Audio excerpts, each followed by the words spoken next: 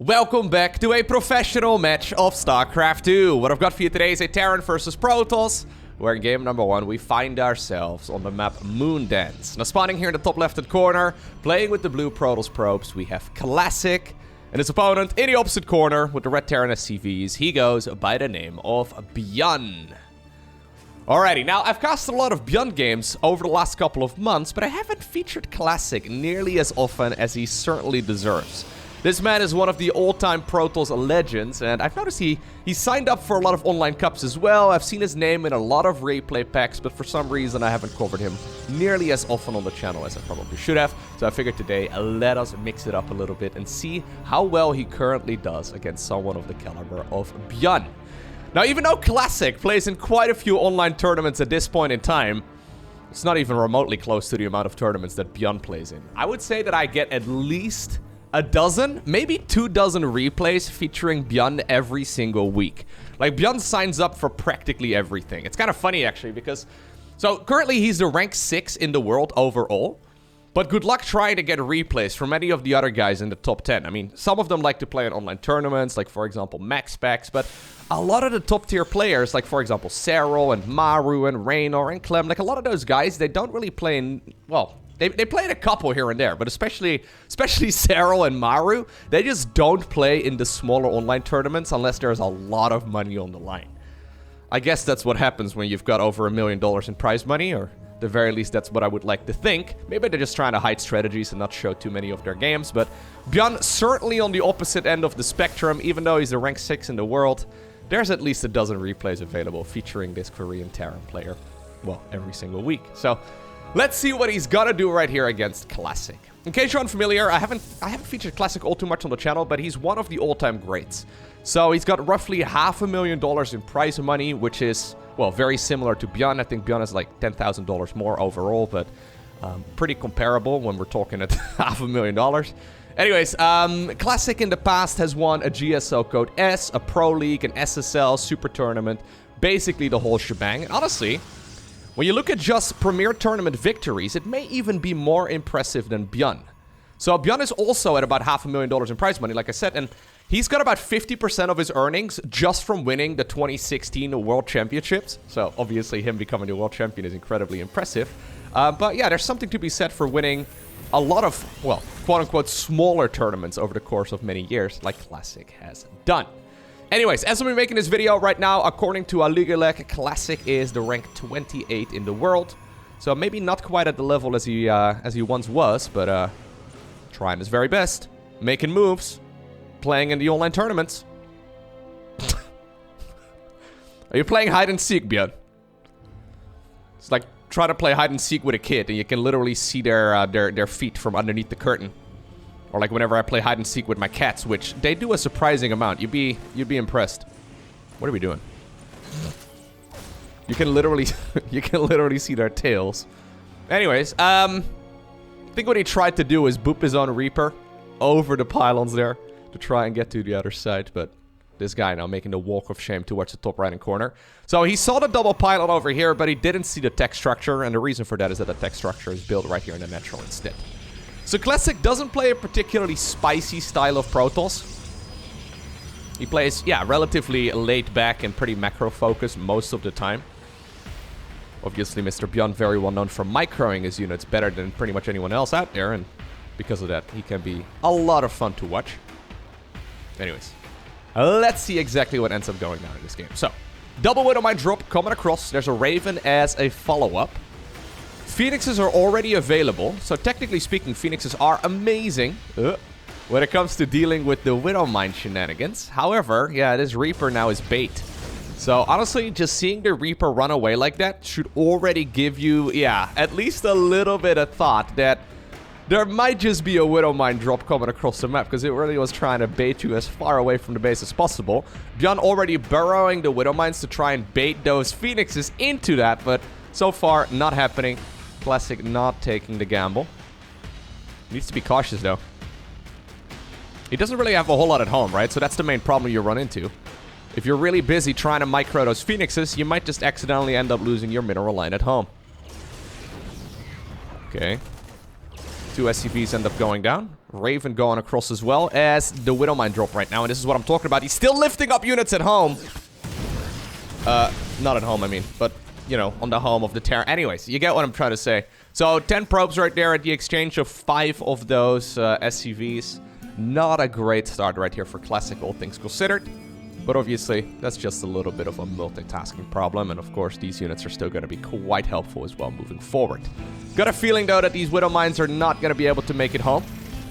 Raven made its way across the map. That's a very ambitious little Raven.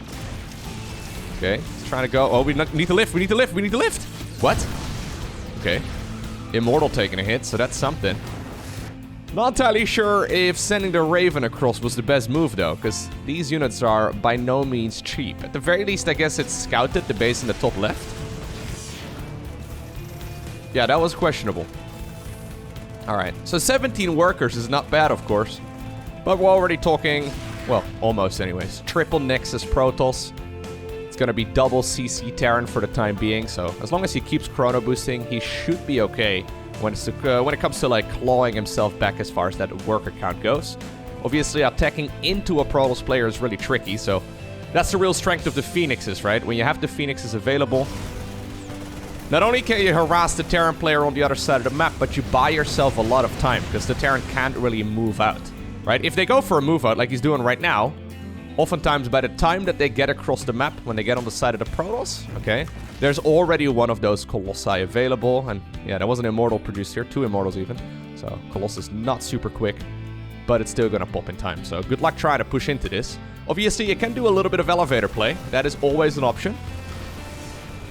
Okay. Phoenixes show up right now as well. This is what I'm talking about. This is, yeah, not great for the Terran at all. Good movement here by Classic. And sadly here from Micro Jackson, he might be able to get a Stalker or 2, but I don't think he's going to be able to get those units all the way back home. Yeah, a couple more Terran units moving across the map. Still maximizing value. So at least that's something, but I don't think I like that follow-up too much. Maybe ByuN thought, okay, I've killed so many probes, I'm going to be in a pretty good position here because there's no way my opponent can really have too much, but Classic showing us that that stellar Protoss control. Even though he didn't pull his workers fast enough, other than that, he hasn't really made any critical errors. And once again, ByuN just keeps sending units towards the other side of the map. I don't like it, ByuN. Especially that the Raven made absolutely no sense. If you know that there's Phoenixes out already, it's unlikely you're really gonna get a lot of value. And Classic, okay. Going into the second Stargate together with the Fleet Beacon already. Normally, that would be a little greedy, and I think it still is, but he's going straight into the Skytils tech right now. A lot of other Protoss players would be more than keen to just play, well, a more aggressive timing attack against this, but Classic saying, you know what? It's going to be hard for me to break your 3 bases here. Is he going to be able to get the bunker? Yeah, he will. Well, I mean, he's still trying, but he's investing most of his resources. Okay, good targeting once again with the Phoenixes. He's investing most of his resources right now to a carrier transition. So when playing a macro game, this is probably the fastest possible carrier. Where's the second one? There it is. Yeah. So ByuN at this point, all he's seen is Robo Facility play, right? So he's seen Colossi. He might assume that there could be like Disruptors coming up on the back of this as well. But either way, he's really just focused on a lot of Marauders right now. And Marauders are particularly bad when it comes to shooting down flying units. I know, crazy. They can't lie on their backs and, I don't know, shoot their concussive shells in the air. Doesn't work. So there are going to be Disruptors. But Disruptors and Carriers are, yeah, going to take a little while. It is about time, though, we go back home, Classic. Obviously, he doesn't have a Prism over here, so you got to be careful you do not overextend, but yeah, 4th Nexus coming up. Classic not going in for the kill. Instead, now that he's ahead, he decides to try and get more ahead. Certainly a bad position right now for ByuN, but of course, we've seen ByuN in this situation many times before. Interesting little wall over here. There's a bunch of holes in that wall, but I guess he's going to fix that in just a moment. Ghost Academy, pretending to be a gas geyser over here. Ghost Academy, though, is going to be fantastic against practically anything that Protoss does. Because, well, EMP is a pretty nice ability to have. So there's the armory coming down as well as the second NG bay. It's going to allow him to go into the +2/+2 at a more respectable time. So Classic giving his opponent a lot of time to claw himself back into the game, but he's, yeah, teching up to quite a nice army here. I would love to see continuous upgrades actually in that Cybercore. So he did start up the +1 upgrade right away, which is really nice, but I would love to see +2 as well. He's prioritizing just more carrier production. So the way that the upgrades work on carriers, of course, is that every single one of these carriers can carry up to 8 of those interceptor ships, and every single one of the interceptor ships shoots twice when it attacks. So it's got like, you know, if you imagine like 2 wings, right? They basically have 1 missile coming from each wing, and every single one of those, well, shots gets upgrades and damage improvements from, you know, the Cybercore. So basically for every single upgrade, you get like +16 per attack. It's huge. It's absolutely massive. Anyway, Gateway's coming up as well. There's the +2. It's just going for more and more expansions. Alright. Yeah, so now we're playing a pretty passive game. This is the first time I believe that ByuN sees the carrier transition. Although I don't think he's actually seen the carriers yet, so maybe he assumes that these just started producing, and that's not like the, you know, that was like the second one popping out of the Stargate, because I don't think he's scanned the actual carrier count yet. This is going to be a very scary army. So he's immediately doubling down on the Marine production as well as a bunch of Vikings. Prioritizing the +2. Would love to see the second upgrade. There it is. I think that's quite important. But let's see. Ooh, we're going for a bunch of missile turrets. I don't mind the missile turrets. ByuN's actually done that in the past, where he's almost using missile turrets like we would see spore crawlers being used. Where he just plants them, yeah, he plants them down all over the place. It's actually kind of clever against the carrier play. But yeah, this is one hell of a Protoss army. Is there enough for the Terran to get damage done over here? Okay, good targeting. Beautiful targeting there by ByuN, shutting down those disruptors easy peasy. The Marines have been gunning down whatever they can, and missile turret guys are also helping out around the battlefield. A lot of those carriers are now without interceptors. Okay. Sniping those disruptors was absolutely critical, by the way. ByuN just stood his ground and decided to aim for the stars, apparently. A little bit risky, but he gunned them down very quickly. Okay. So he held that first wave. Classic, though, didn't really lose that much. Yeah, these fights are certainly not cost efficient for Terran. But at the very least, ByuN now has a 4th base up and running. He's going to be able to get stronger and stronger bio units, and that really is key here. Going into these 2/2 upgrades and eventually 3/3 is going to make fighting that Protoss army so much easier. So he's now going into more and more of those Vikings as well, producing 4 of those at once. And at some point, you can indeed start, yeah, contesting the carriers directly. You can just start target firing down the carriers themselves and not really worry too much about the interceptors. Maybe the Marines can gun those down, but everything needs to go well. Some weird little repairing going on here. Some strange Terran mating dens. Those SCVs are just trying their very best. Anyways, let's see how this goes. Good targeting here with the first volleys of those Vikings. There's the Disruptor moving forward. Couple SCVs ended up going down, but the missile turret guys are actually helping out quite a bit. EMP is also softening up a lot of his army. My god, ByuN. ByuN is such a scary player, man. Could have sworn he was dead a couple minutes ago. +1 flyer. 5 carriers, by the way, being produced here at once by Classic. So honestly, what you need to do right now as ByuN is just go full on into the countering of just flying units. I mean, obviously, you always have to concern yourself with disruptors. But I don't think there's going to be a whole lot more other than, well, a bunch of flying units, right? There's not going to be a massive ground army here. Maybe a couple leftover units, but it's mostly just going to be carriers. Your average Diamond League Protoss unit composition. I swear every single person that I've coached through Diamond League has always struggled with 20 carrier armies. Just carriers alone are really not that great. Like, they're good if you don't have the correct unit composition against it, right? So obviously they're pretty formidable. It's mostly the disruptors that make this a whole lot more terrifying. Oh, okay. Sorry, Immortal Man. More like Mortal Man. Ha! Anyways, Immortals, Stalkers, everything has to die for the greater cause. just so apparently more Protoss flyers can join the battlefield. Tactical nuke coming up here for ByuN.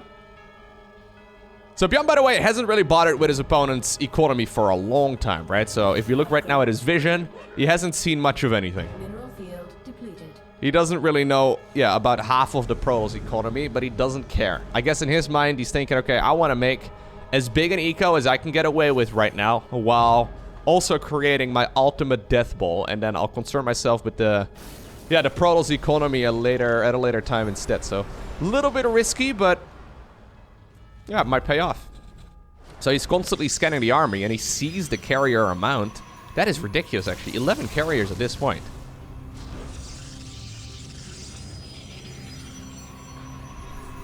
So, how many Vikings are we on? Yeah, he's still just pumping out a ton of Vikings. At some point, I don't know exactly what the number is, but the Vikings can just start popping those carriers as a... Ooh. With one volley at a time. Tactical nuke coming on over towards the third nexus of the Protoss player. Does he know at this point? ByuN trying to engage as well, try and create some chaos, and that should be a pretty juicy explosion. Okay, 19 probes end up going down. Well, hey, he didn't care too much about the Protoss economy for a while, but apparently, yeah, that's one way to catch up in that work account. Okay. You should stop firing, Ghost. Hold fire, dude. Anyway. Classic at this point is going for a slow push. So he is building static defense in the middle of the map. Trying his very best. Same can be said right now for ByuN. But Classic is the one who's aggressive, right?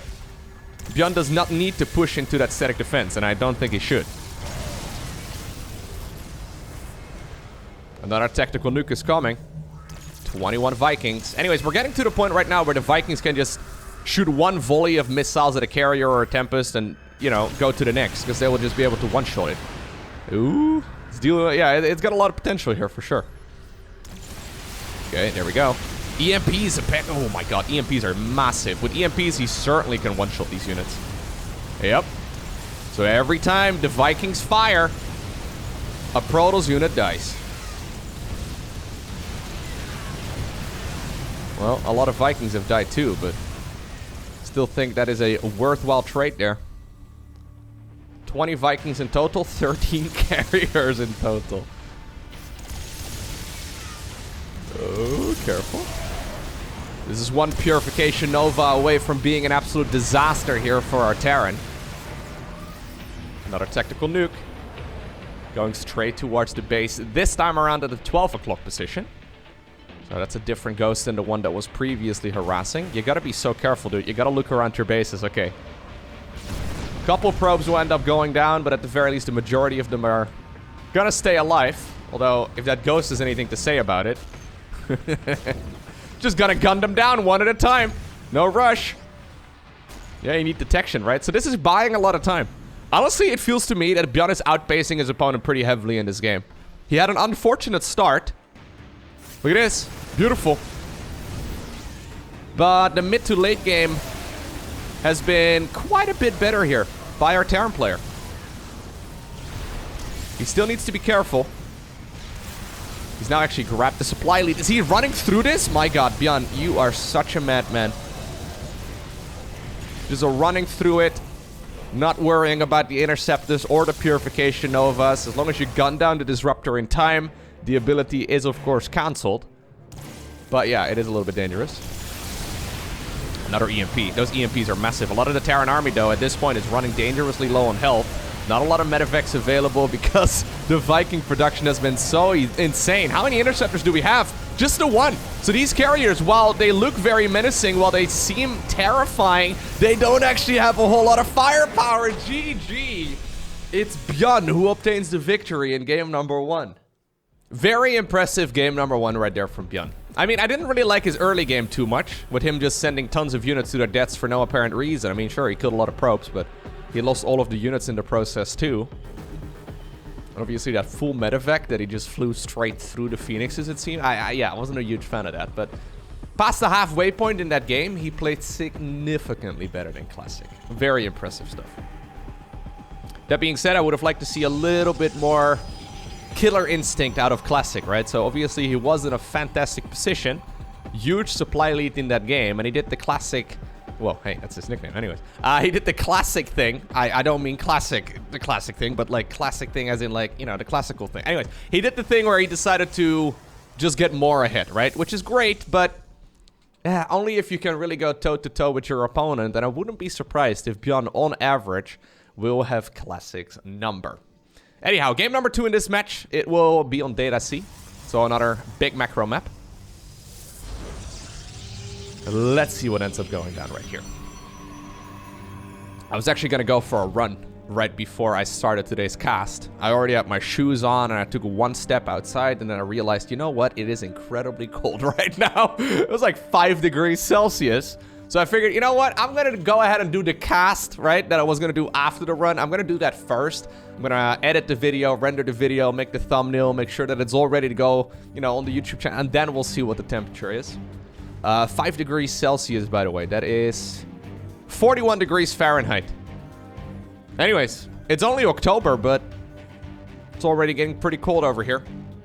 Trying to build the habit again, by the way. I'm not really someone who runs a lot. But I figured it's probably a good idea. Like, nobody really likes running, right? But probably a good idea to try and build up the habit. Anyways, I've tried doing that in the past, and then at some point it's raining, and I'm, you know, noping out of there even harder. But I'm going to try and actually stick to it a little bit more frequently moving forward. Maybe ask me in like 2 weeks in one of the YouTube videos comment section to ask me if I'm still... Anyway, I won't talk about it, okay? No, but I'm going to go after this. Hopefully it's going to be a little bit less cold. Honestly, it's a pretty sunny day out. It's just very chilly. Right now it's 8 degrees, so already moving up. Once again, a Stargate opener right here from Classic. We had a Marine first here from ByuN. So ByuN at this point doesn't know anything. Kind of a theme in Terran players, or for Terran players over the last couple of months. A lot of them don't care what you're doing in the game, right? All he wants to know is whether or not there's a Stargate building, you know, oracles on his side of the map. And other than that, he'll be fine against practically everything. So Classic actually going for the same approach they did in the previous game. Can't fault them for that. I think that makes a lot of sense. I think it makes a lot of sense because he found himself in a really beautiful position. There's the blind Cyclone coming up. Cyclones, of course, very nice when it comes to, defending your bases. So, Classic, the main question is, are we gonna once again get a lot of Terran units donated? Got a feeling we won't. Anyways, 7 Marines in a plane. 1 Adept scouting around. Again, at this point, Terran doesn't know exactly what type of army he's going up against. Okay. It's gonna just drop right at the front. These Phoenixes obviously are not gonna be having that good of a time. There is a shield battery available, so it should be okay as far as the natural goes. Pylon is very far back, which is important here. Yeah, so this is where that Cyclone is very, very useful as well. So I was bringing it up as far as base defense goes, but it is gonna have a lot of potential right here in the early game too. Immortal is coming up, but one of the gateways is certainly gonna get shut down. Just trying to buy as much time as possible. So worker-wise right now, we're talking 36 versus 44. So Classic just needs a bunch of time to just warp in more stuff. And obviously also the production structures to be able to warp in things. But he's waiting until that Immortal pops. And hopefully until Terran engages on the shield battery before he really commits to a fight. At this point, there's almost enough Phoenixes to lift up half of that Terran army. So it's important for ByuN not to get too carried away. But he's just rallying more and more units across. Robo Bay already coming up. There's no way he's going to counterattack at this point with the Phoenixes. Okay, Immortal. Ooh, Immortal here, super nice. Well, let's see how this battle will go. He wants to target fire down whatever he can. Nicely done right there by ByuN, getting at least one of the Phoenixes. Also now snatching that Immortal. Battery overcharge, though, activated. Phoenixes do shut down the Medevac, so that's really nice. But the majority of this Terran army has not been addressed just yet. There's no charge, there's no blink, there's none of that. We're just gonna have to deal with this with unupgraded units. Okay, 1 Immortal pops out of the Robo facility and it's targeting down whatever it can. Battery overcharge has run out by now, so no way to keep that Immortal alive. Phoenix is now just using their energy to the best of their abilities. And of course, Mr. ByuN target firing down as many probes as possible. In the end, the big picture here. Good trade for the Terran player for sure. Game winning damage? Not so much. But I like this early game a whole lot better than what we saw in the previous game. Love this actually as well. So if ByuN wanted to snipe the probe that was going to build the third Nexus.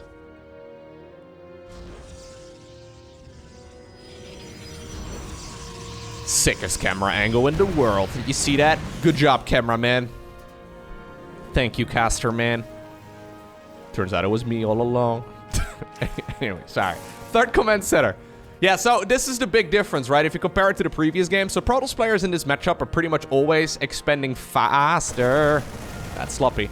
They're pretty much always expending faster than Terrans. So right now, ByuN is going to finish up his third command center before Classic is going to be able to finish up his third Nexus. Well, at this pace, it's going to be tricky, but kind of mean. Okay, yeah, there's no more energy. Phoenixes are out of energy. All right. No, they have a little bit again. Yeah, good amount of damage, actually. 4 SCVs is 4 SCVs. Here go to Metavex once more. Very ambitious little boost. We saw that went in the previous game. Phoenix is trying to intercept this, but they actually have no energy. So, yeah, while they are going to be pretty good when it comes to just gunning down the Metavex, they can't be used, at least for a little while, to pick up any of these Terran units. At this point, though, there's a Colossus available. Okay, Metavex goes down. Good stuff. Very nicely done here by Classic.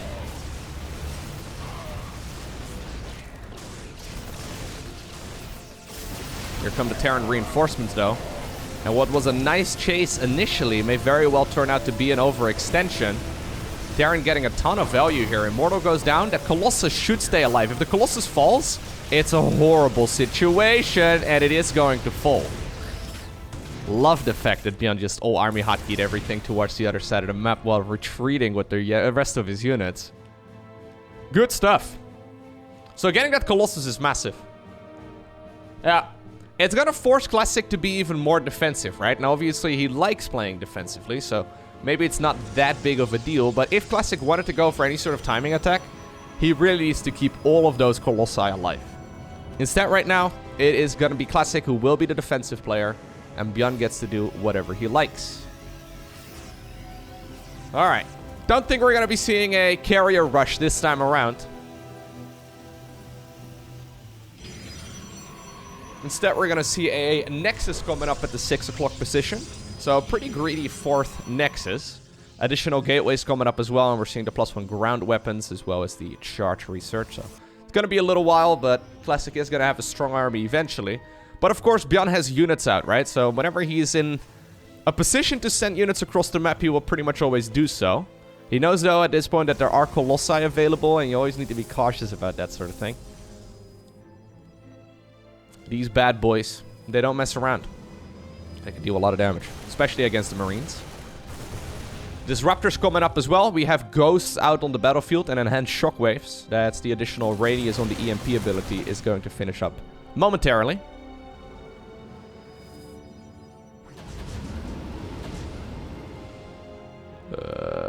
Careful now, careful now. Alright, just a little bit of poking. Cameraman Loco back on the job. That one wasn't as epic. No, the previous shot was much better. That shot was a little stuttery. I need a gimbal for my for my mouse. Just smooth it out a little bit. Anyways, here we go. ByuN always does this, right? It's so risky because he was in such a beautiful position here, and I think he still is. Then he's like, I'm gonna go drop you with all my stuff. And it's a gamble, right? Like, you always find yourself taking chances at this point. It's like ByuN... Okay, here's the analogy that just popped in my head, okay? It's like ByuN just was at the roulette table, and he somehow managed to quadruple his money. And then when he quadrupled all of his money, he decides to once again just bet everything on just one slot again. You know what I mean? Like, he just... He takes chances, and he gambles big, and then when he wins, he just keeps gambling bigger. It's a little risky. I'm never a particularly huge fan of it, although he consistently seems to be able to make it work. But I don't think going for a quadruple medevac drop is the best play to go for when you know there's a bunch of Phoenixes still out in the battlefield. Like, what if you accidentally found yourself in a situation where you lose 2 of those medevacs? Then suddenly the game is, well, no longer in your favor. Anyways, ByuN, of course, an absolute madman. That is the mindset he plays with, and maybe that drop that he just did may very well have, weakened the defenses right here on the right side of the map.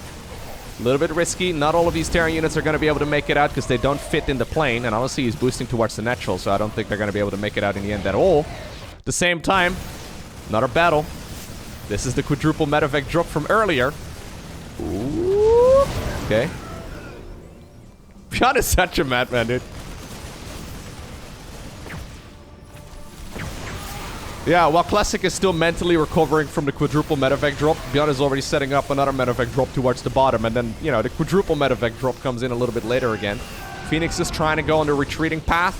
Love that, by the way. ByuN not filling up the medevac that is weakened, instead leading the charge, so it took a couple additional shots, but actually loading the units into the high HP medevacs instead. A lot of very quick clicking here so far. In the end, this is reminding me a little bit of that early game, though, of the previous match, right? Like, sure, ByuN is dealing a lot of damage, but he's also dealing a lot of damage while literally losing all of his units in the process. Well, with the exception of this group, at least so far. But a lot of Terran units have just found their deaths over here, so it's important not to overestimate your advantage in a situation like this, because Classic now has built up a very strong ball of units. Still pushing up a ramp into the Terran base with a lot of static defense and, yeah, a bunch of those supply depots set up as well to create a lot of choke points. I don't know if that's what you want to do. This entire Protoss army got blanketed as well by EMPs. This might not be the moment to push. Okay. Well, here we go. Purification Nova at least grabbing a couple of those units. Planetary Fortress, though, just gunning away. I don't like these choke points. Yeah, that was a lot of expensive Protoss units going down. Honestly, this Protoss army looks very small.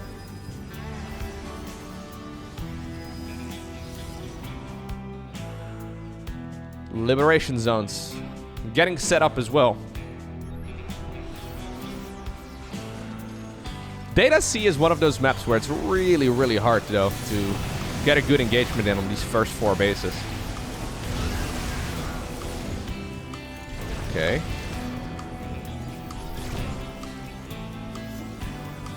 An army coming in from the left.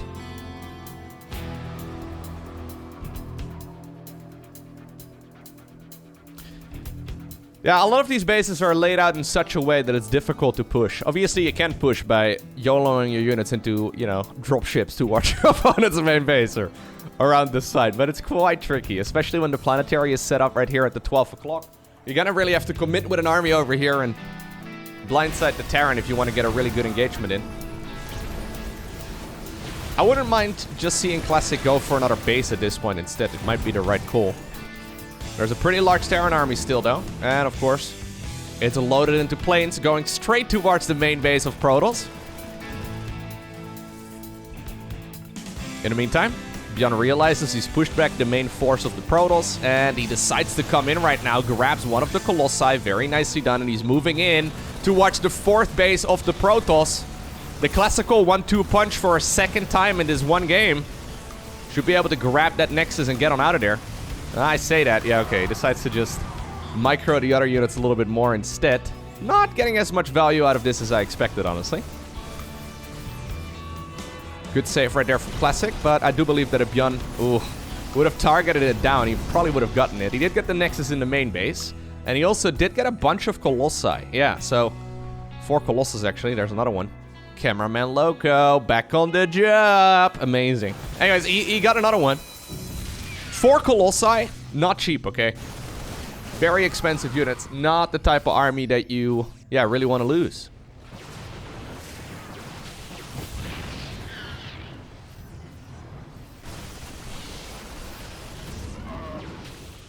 Okay.